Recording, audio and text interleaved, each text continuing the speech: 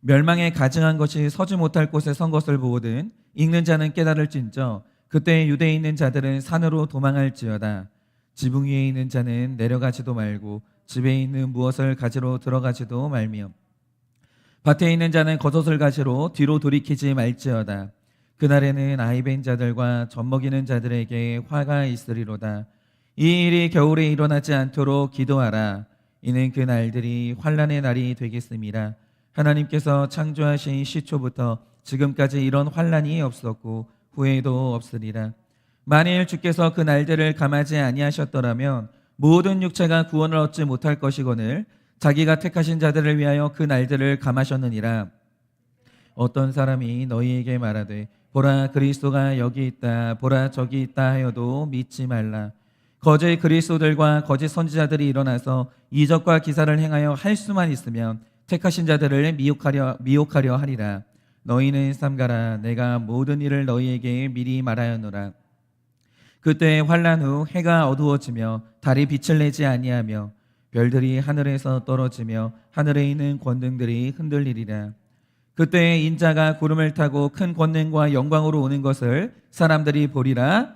그때 그가 천사들을 보내어 자기가 택하신 자들을 땅 끝으로부터 하늘 끝까지 사방에서 모으리라. 아멘. 기도하겠습니다.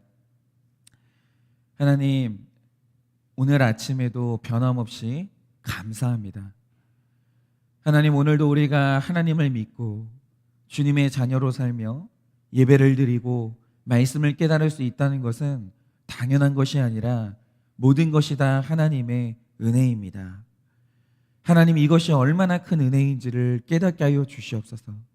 이것이 사소한 은혜, 아무것도 아닌 은혜가 아니라 이 세상에서 가장 큰 은혜임을, 내가 이 세상에서 가장 큰 기적을 누리고 있음을 오늘 이 아침에도 우리가 깨닫기를 원하오니 주여, 오늘도 말씀이 들리는 기적이 일어나게 하여 주시고 이 기적으로 말미암아 오늘 내 삶에 만족이 찾아오게 하시고 큰 기쁨이 찾아올 수 있도록 이 아침에 역사하여 주시옵소서. 오늘도 주님께서 그런 은혜를 허락하실 줄 믿사오며 살아계신 예수님 이름 받들어 기도드립니다. 아멘. 네, 어제 우리가 말씀을 나누면서 내 안에 복음이 전파되는 것을 막고 나를 교만하게 만드는 헤롯성전에 대해서 묵상을 했었습니다. 그러니까 이 헤롯성전이라는 것은 하나님이 아닌데 하나님하고 너무 헷갈려요. 이 헤롯성전은 내가 아닌데 나와 헤롯성전이 너무 헷갈리는 거죠. 그러니까 우리 삶에는 사람을 교만하게 만드는, 나를 헷갈리게 만드는 이 헤롯성전이 진짜 많거든요. 분명히 있습니다. 직장에 성취가 있을 수 있겠고, 돈이 있겠고, 학벌이 있겠고, 외모 같은 헤롯성전이 정말 많은데요. 제가 이것을 객관적으로 수치화할 수는 없지만 제가 개인적으로 생각할 때 우리를 교만하게 만드는 최악의 헤롯성전이 뭐냐라고 하면 저는 그게 젊음이라고 생각합니다. 그러니까 이런 거죠. 성경을 보면 분명히 말하는 바 젊은이보다는 나이 든 사람 안에 더 많은 죄가 쌓이는 것은 사실이에요. 그러니까 아마 젊은 세대가 기성세대를 보면 되게 답답한 부분이 많고 비판할 부분이 분명히 있을 거예요. 그래서 보면은 부모가 자녀들을 비판하는 게 아니라 자녀 쪽에서 부모를 비판하는 가정들이 굉장히 많습니다. 그러니까 예를 들어서 나이를 조금 더 드신 분들이 너무 체면을 생각한다거나 돈에 집착하고 고집이 세지는 경향이 있다라고 하죠. 다 그런 것은 아니지만 나이 든 분들이 점점 그런 경향이 생기는 건 사실이에요. 그리고 우리 청년들이 이런 모습을 보면서 옳지 않다고 생각할 수 있어요.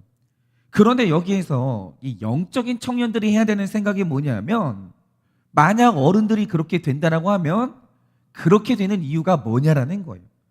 우리가 이제 그런 질문을 던질 줄 알게 되면 점점 성숙해지면서 앞으로 나아가게 되는 것인데, 대부분의 경우에 일부 어른들 안에서 그런 부족한 모습이 나타나는 이유가 뭐냐 하면 사람이 나이 들수록 약해지거든요. 젊을 때는 이 약함이 안 나타나요. 그런데 사람은 자연스럽게 나이 들수록 점점 이 약함이 나타나기 시작해요. 예를 들어서 우리가 젊을 때는 체면보다는 진실성을 강조하고 욕심보다는 청렴함을 강조하잖아요. 물론 저는 그렇게 사는 게 매우 맞다고 생각합니다. 만약에 그런 가치를 외치는 청년이 있다고 하면 저는 정말 대단하다고 말해주고 싶고 그 가치를 꼭 지키라고 말해주고 싶어요. 그런데 사람이 점점 나이가 들 때 내가 삶 속에서 경험하는 게 뭔지 아십니까? 우리가 젊을 때는 아르바이트하고 험한 일을 해도요, 그거 멋있어 보입니다. 그리고 젊은이가 집이 없고 차가 없다? 누구라도 그걸 당연하게 생각해요. 그걸 이상하게 생각하는 사람 아무도 없습니다. 그래서 젊은이들은 돈을 가지고 평가받는 일이 거의 없어요. 뭐 열정을 가지고 평가받거나 아니면 뭐 그 사람의 다른 걸 가지고 평가받을지는 몰라도 돈이 있냐 없냐 이걸 가지고 당장에 평가받지는 않는다라는 거죠. 그런데 우리가 나이를 점점 들어가게 되면서 여러분 어른들이 어떤 경험하는지 아십니까? 자, 나이를 먹어서 노년이 됐을 때 비슷한 연배의 분들이 모이면 나누는 대화가 뭐냐?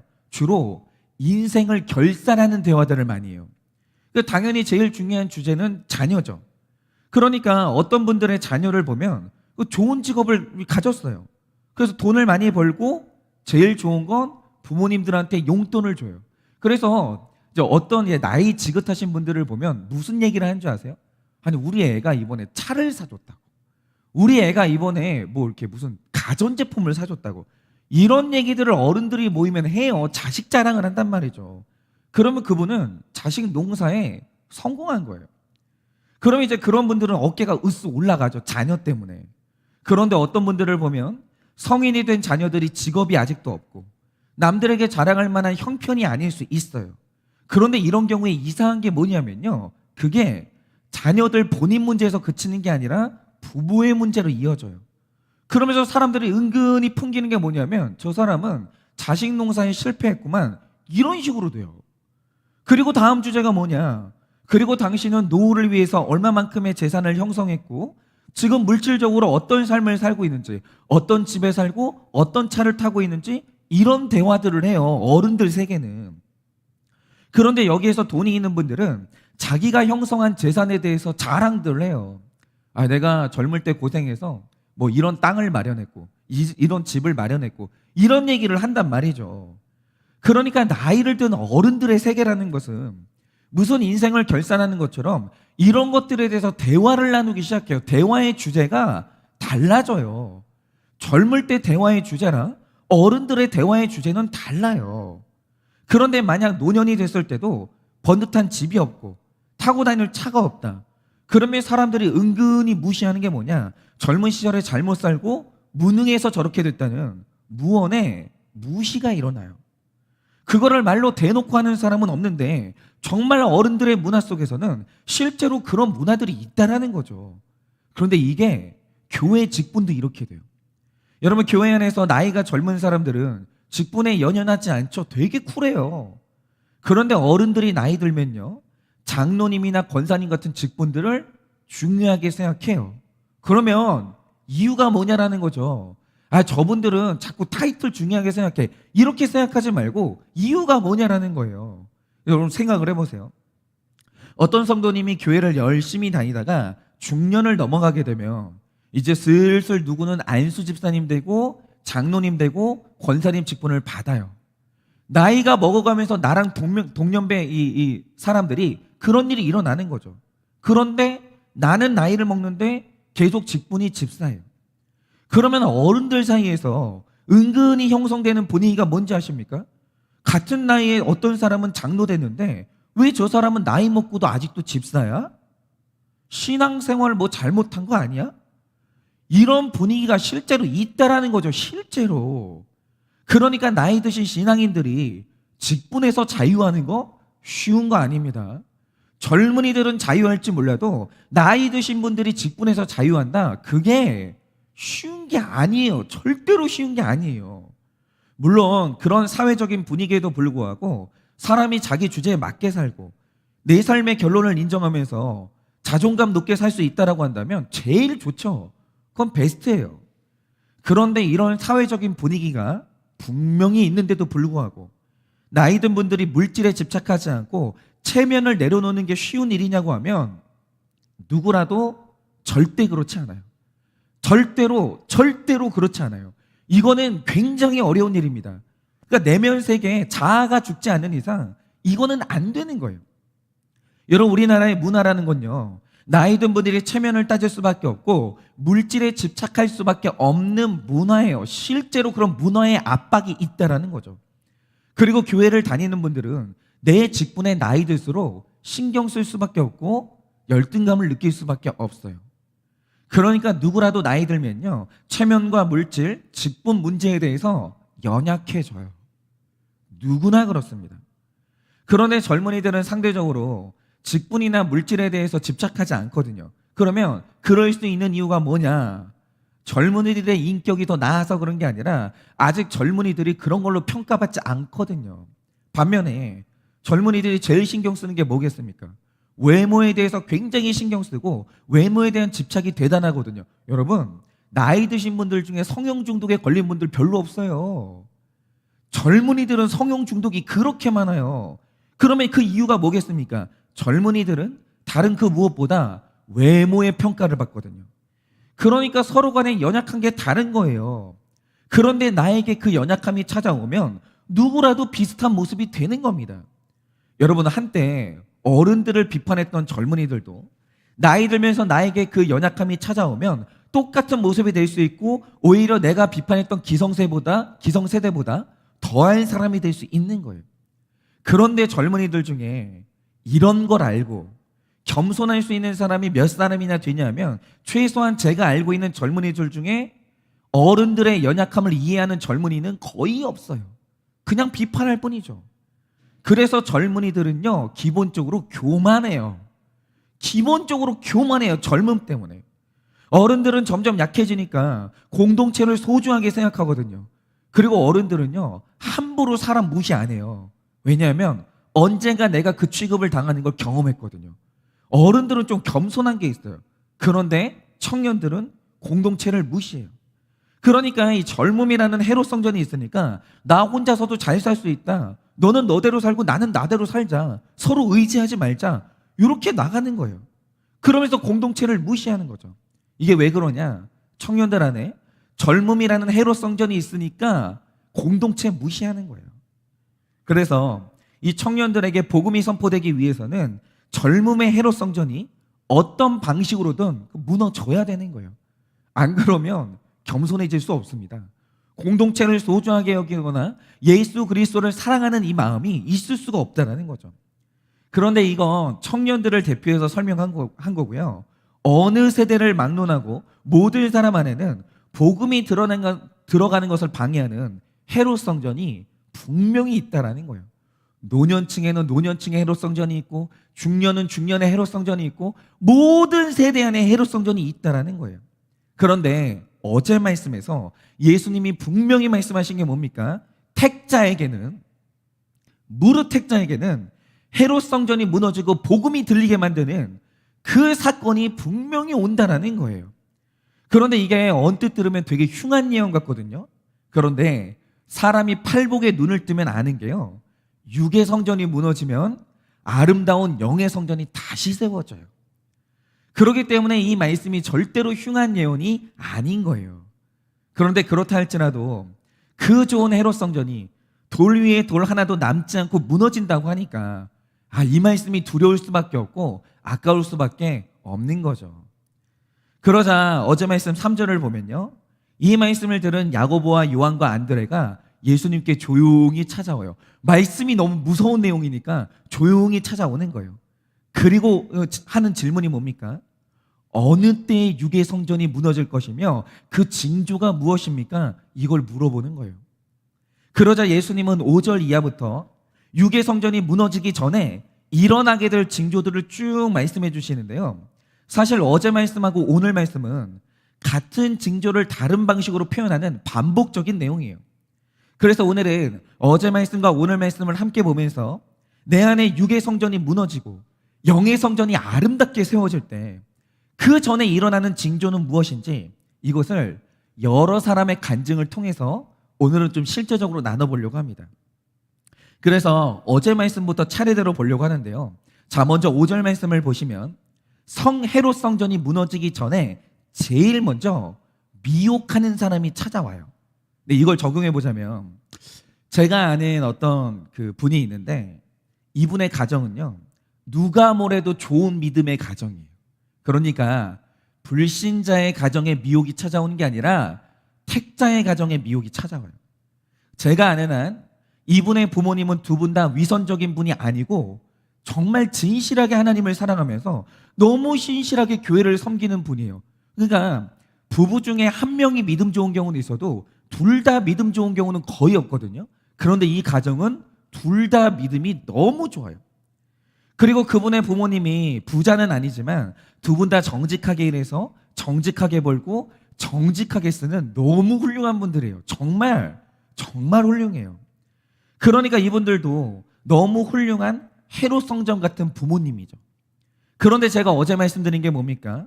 부모님이 믿음 좋은 거랑 자녀가 믿음 좋은 건 다른 거예요. 착각하지 마세요.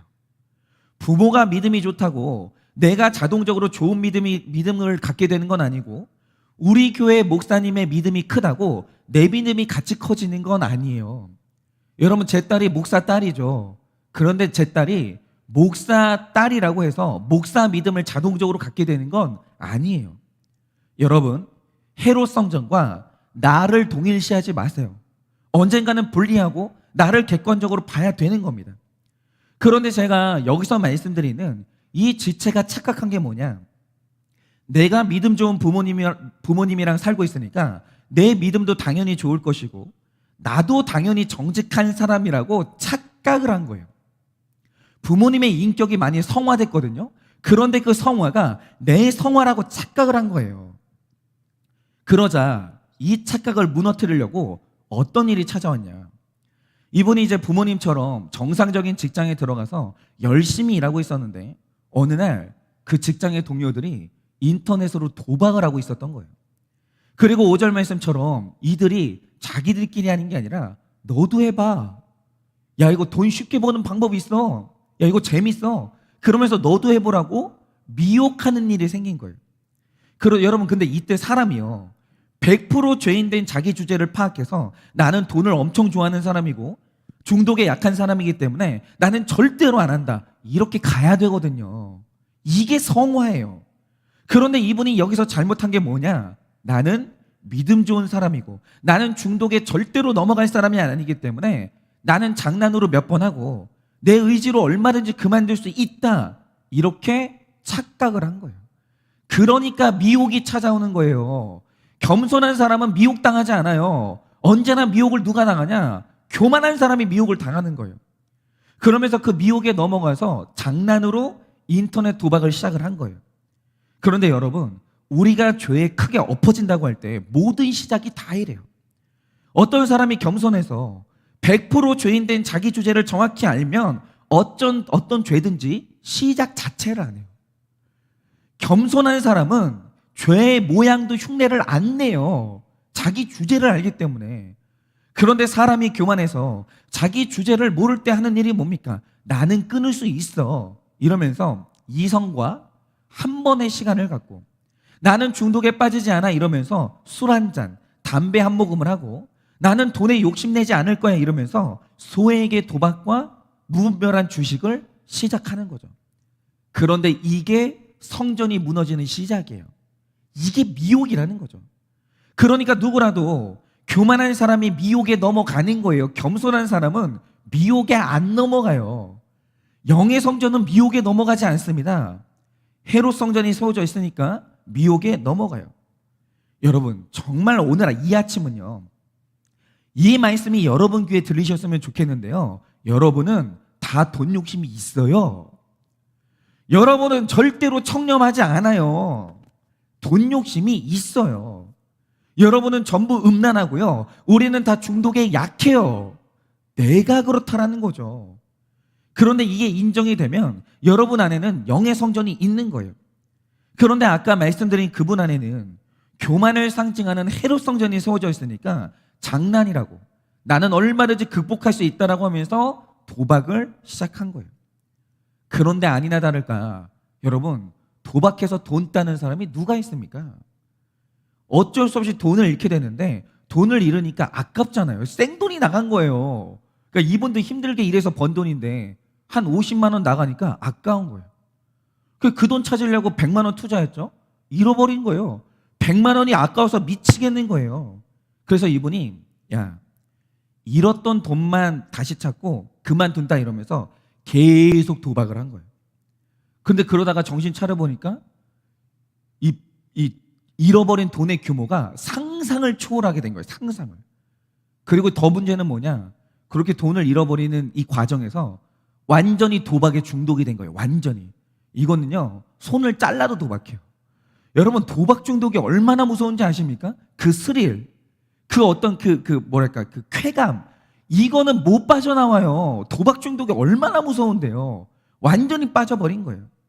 그런데 이렇게 되니까 그동안 순식간에 자기가 모아놓은 돈 다 썼고, 그런데 중독은 이미 됐으니 끊을 수가 없게 됐는데, 그러자면 돈이 필요하잖아요. 이제 돈은 없어졌는데. 그래서 어떻게 하지?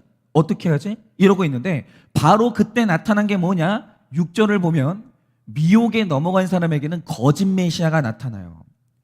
그런데 이분에게 나타난 그 거짓 메시아가 뭐였냐? 네가 필요한 그 돈을 내가 줄 수 있어 이러면서 대부업체라는 메시아가 나타난 거예요. 그래서 이분이 구세주처럼 나타난 대부업체 5곳에서 돈을 빌렸고 계속해서 도박을 했는데, 여러분 설마 이런 메시아가 나타난다고 구원받겠습니까? 대부업체라는 메시아가 나타나면 돈 따겠어요? 아니거든요. 절대로 못 따요. 그래서 결과가 어떻게 됐냐? 겨우 2년 만에 대부업체 이자까지 합쳐서 억대의 빚을 안게 됐어요. 겨우 2년 만에. 여러분, 사람이 억을 벌려면 몇 년 걸리겠습니까? 젊은이들이. 못 벌거든요. 엄청 노력해야 돼요. 그런데 빚까지 다, 이자까지 다 합쳐가지고 2년 만에 억대를 날린 거예요. 그런데 이 돈을 잃고 정신을 차리고 나니까 7절 말씀처럼, 여러분 잘 보세요. 진짜 메시아이신 예수님을 만나게 되면 복음을 들고 와요. 예수님은 기쁜 소식을 들고 온다는 거죠. 그런데 거짓 메시아를 만나게 되면 그 메시아가 들고 오는 게 뭐냐? 7절 말씀처럼 난리와 난리의 소문을 갖고 와요. 그런데 여기서 우리가 꼭 알아야 되는 재정의 원칙이 있습니다. 그게 뭐냐? 여러분, 내가 열심히 일해서 돈 벌었고 정직한 방법으로 돈이 생겼으면 쓰세요. 제발 쓰세요. 다 쓰시는 마시고 자기 주제에 맞게 쓰세요. 자동차도 좋은 거 타시고 집도 넓은 집 사시고 먹는 것도 좋은 거 드세요. 왜냐하면 그런 분들이 소비한 만큼 세금을 내기 때문에 저는 돈이 많은 분들이 적절하게 잘 쓰는 것 좀 좋다고 생각합니다. 그런데 여기에서 중요한 게 뭐냐? 없으면 쓰지 마세요. 주제에 맞게 살아야 될 거 아닙니까? 그러니까 돈이라는 것은 있으면 쓰는 것이지만 없으면 안 쓰는 게 바로 그게 돈의 주도권을 쥐고 있는 사람이에요. 내가 돈을 조절할 수 있으면 그 사람이 돈의 주인이라는 거죠. 그런데 어떤 분들은요, 없으면 빚내서라도 써야 되는 사람들이 있어요. 그런데 그분들은 돈의 주인이 아니고 돈의 노예가 된 거예요. 그런데 이런 분들이 잘못하면 대부업체라는 잘못된 메시아를 만나는 거예요. 그런데 정말 사람이 대부업체를 가게 되면요, 이제 그때부터는 난리와 난리의 소식을 듣게 되는 거예요. 여러분, 일단 여러분도 아시겠지만 사람이 대부업체에서 얼마의 돈이라도 빌리게 되면 그 순간 기록에 남으면서 신용 등급이 뚝뚝 떨어져요. 뚝뚝. 그런데 신용 등급이 떨어지면 그건 재난의 시작이에요. 일단 그 사람은 그 다음부터 1금융권에서 대출을 절대로 받을 수 없기 때문에 돈이 필요하면 다시 또 대부업체를 찾아가야 되거든요. 그러면 이제 빚의 늪에 무지하게 빠지는 거예요. 못 빠져나오는 거예요. 그리고 젊은이들 같은 경우에 결혼을 하고 싶은 사람들이 결혼정보업체에 가입을 하거든요. 그런데 신용등급이 낮은 사람은요, 신용등급 조회를 하거든요. 신용등급이 낮은 사람은 결혼정보업체 가입 자체가 안 돼요. 결혼 상대로서 가치가 완전히 무너지는 거예요. 나중에 내가 빚이 어마어마하게 있는데 이걸 숨기고 결혼했다? 그 이혼 사유돼요. 인생이 완전히 무너지기 시작하는 거예요. 그리고 요즘 우리나라 신혼부부들은 당장에 집 걱정을 안 해도 되는 게요, 나라에서 신혼부부에게 주는 금융 혜택이 정말 많거든요. 그래서 당장 신혼부부들은 집 걱정은 안 해도 돼요. 우리나라 정말 잘 돼 있습니다. 그러니까 신용 등급만 잘 지켜도 주제에 맞게만 살아도 내가 얻을 수 있는 혜택이 어마어마하게 많은 거예요. 그런데 주제를 넘어가서 거짓 메시아를 만나고 내가 돈을 빌려가지고 신용급이 등급이 떨어지는 순간 내가 받을 수 있는 인생의 혜택이 다 사라져요. 심지어는 결혼 배우자까지 사라져요. 그러니까 이분이 유혹에 넘어가는 순간 미혹에 넘어가서 대부업체에 빚을 지게 됐고, 그 다음부터 난리와 난리의 소문을 듣게 되고 빚을 지게 되니까 나를 대적하는 이 세력들이 곳곳에서 나타났는데, 잘 보세요. 8절까지 말씀을 보면 엄청난 일들이 일어나잖아요. 그런데 오늘 말씀이 말하는 게 뭡니까? 이게 끝이 아니라 시작이라는 거예요.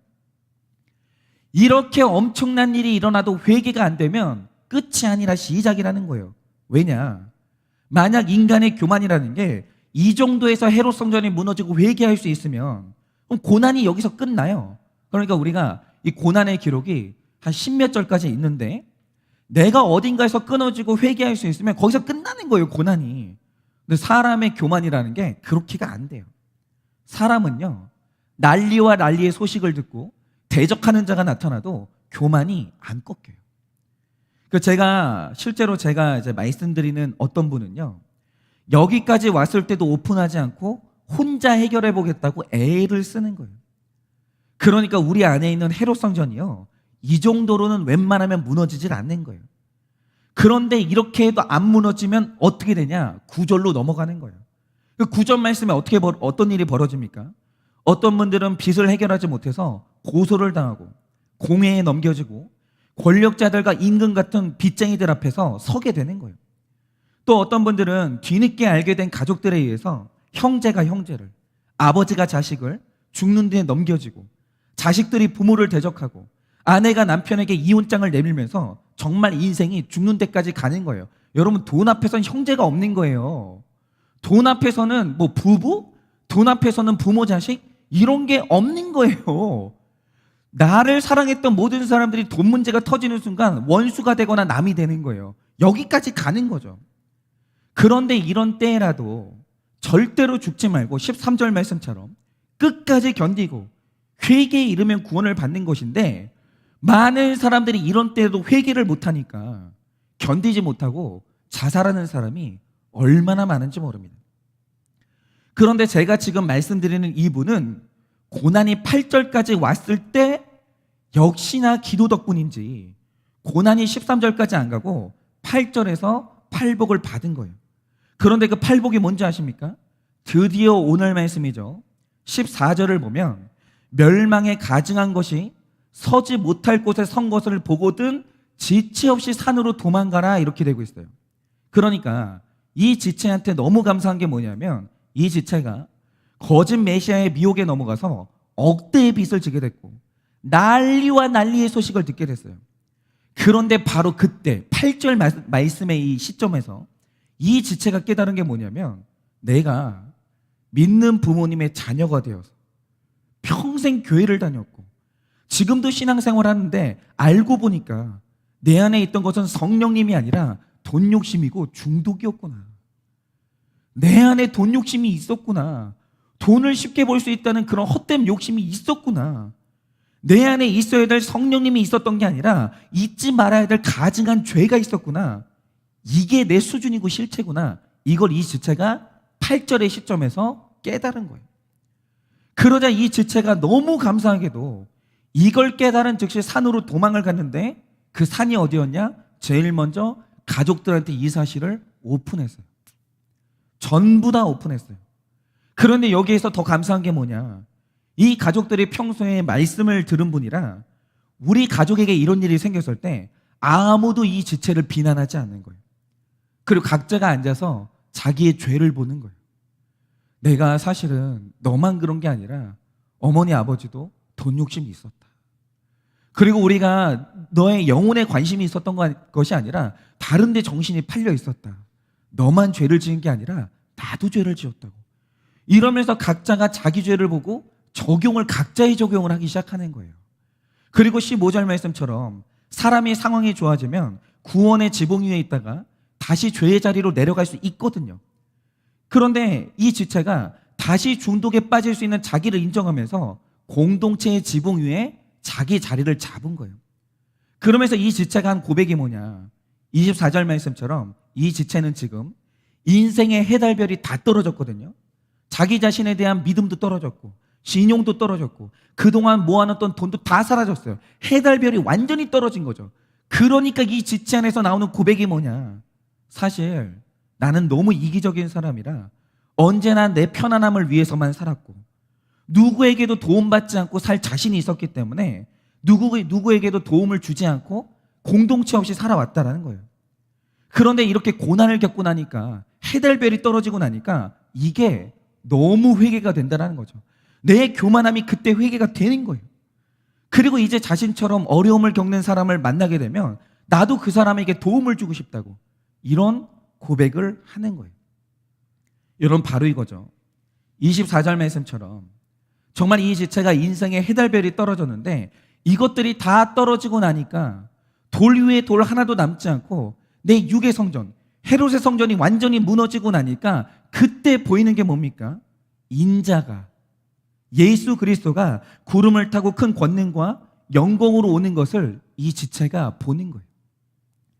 완전히 무너진 자리에서, 해달별이 다 떨어진 자리에서, 거기에서 예수님을 만나는 거예요. 그런데 이 예언이 딱 맞는 게요, 그동안 이기적으로 살면서 예수 없는 삶을 살았던 이 지체가 미혹에 넘어가서 죄를 짓고 내 인생에 해달별이 떨어지는 경험을 하고 나니까 그때 구름 타고 큰 권능과 영광으로 오시는 예수님을 만난 거예요. 여러분, 우리는요 이래야 만나요. 헤롯 성전이 있는데 그 안에서 예수님을 만난다고요? 내 인생에 쳐다볼 수 있는 해달별이 찬란하게 빛나고 있는데 내가 그 해달별을 안 보고 예수님을 본다고요? 거짓말입니다. 그런 인간은 없어요. 우리가 영광으로 임하시는 예수님을 만나려면 방법 딱 하나밖에 없어요. 헤롯 성전은 무너져야 돼요. 내 인생에 내가 붙들고 자랑하던 해달별이 다 떨어져야 돼요. 그러니 제가 오늘 이 아침에 권면드리는 것은, 우리 안에 다 헤롯 성전이 있는데 이것이 택자에게는 반드시 무너지는 순간이 오거든요. 그런데 제발 그때 교만함으로 버티면서 19절까지 가지 좀 마세요. 제발 버티지 마세요. 죄를 지으셨거든. 빨리 가족에게 오픈하시고 공동체에 오픈해서 산으로 도망가세요. 그냥 8절에서 끝내시면 되는 거예요. 더 빨리 끝내시면 제일 좋죠. 빨리빨리 회개하시고 빨리빨리 도망가시기를 바래요. 그러면 20절 말씀처럼 하나님께서 회개하는 택자들에게는 고난을 감해 주시고 반드시 회복시켜 주시는 역사가 있는 거예요. 여러분, 회개하는 게 가장 빠른 길이에요. 다른 길은 없어요. 회개하면 그 즉시 끝나는 거예요. 그리고 더 중요한 것은, 회개하는 사람은 반드시 회복할 수 있으니까 여러분이 지금 어떤 상황이 있든지 간에 죽지 마세요. 죽으시면 안 돼요. 여러분, 피투성이라도 살아 있으세요. 하나님은 반드시 회복시킬 능력이 있고 해결할 능력이 있으세요. 그러니 죽지 마세요. 살아서 반드시 회개를 이루셔야 됩니다. 그러면 회복할 수 있는 거예요. 이렇게 오늘 말씀처럼 내 인생에 해달별이 떨어지는 사건, 완전히 나의 헤롯 성전이 돌 위에 돌 하나도 남지 않고 무너지는 그 사건, 이 사건이 구름을 타고 큰 권능과 영광으로 오시는 예수님을 만나시는 그 사건이 되어서 고난이 축복이 되는 여러분들 되시기를 예수님의 이름으로 축원합니다. 기도하겠습니다. 하나님, 오늘도 이 말씀을 듣는 우리 사랑하는 성도님들은 거짓 메시아들이 기다리고 있는 저 세상으로, 학교로 오늘 이 아침에도 나아가야 됩니다. 하나님, 정말 우리 성도님들, 사랑하는 우리 지체들, 이 아침에 온 마음으로 축복합니다. 하나님, 그들 마음에 헤롯 성전이 있는 것이 아니라 겸손한 영의 성전이 세워져서 하나님, 미혹에 넘어가지 않도록 주님께서 해와 달이 그들을 상치 못하도록 주님께서 지켜주시기를 원합니다. 그러나 주님, 아직도 우리 안에 찬란하게 빛나는 해달별이 있고 교만한 헤롯 성전이 세워져 있어서 그 미혹에 넘어가 있는 지체들도 있을 것입니다. 주님, 정말로 간절히 바라는 것은 이 아침에 그들이 그 넘어진 자리에서 좌절하지 말고 죽을까 고민하지 말고 오늘 하나님 아버지 앞에 나아가 회개함으로 정말 그들이 회복을 누리는 놀라운 역사가 일어나기를 원합니다. 하나님, 빨리 회개하게 하여 주시옵소서. 빨리 공동체와 예배 자리로 도망가게 하여 주시옵소서. 그래서 우리 모두가 이 아침에 회복을 누리고 살 길이 보이며 구름 타고 큰 영광 중에 오시는 예수님을 만나는 우리 모두가 될 수 있도록 이 아침에 은혜를 허락하여 주시옵소서. 그런 큰 축복을 받게 하여 주시옵소서. 지금은 우리 주 예수 그리스도의 은혜와 하나님 아버지의 그 크신 사랑과 성령님의 위로하시고 교통하여 주시는 그 역사하심이, 헤롯 성전이 무너지고 내 인생의 해달별이 떨어지는 바로 그 좌절의 자리에서 내 죄를 보고 하나님 아버지 앞에 도망가 내 인생의 참된 회복과 살아계신 하나님을 만나기를 원하는 여기 모인 모든 성도들의 머리 위에 오늘도 저 거칠고 험한 세상으로 나아가고 있는 모든 우리 지체들과 또 모든 직장인들의 머리 위에 지금으로부터 영원 무궁토록 함께 있을지어다. 아멘.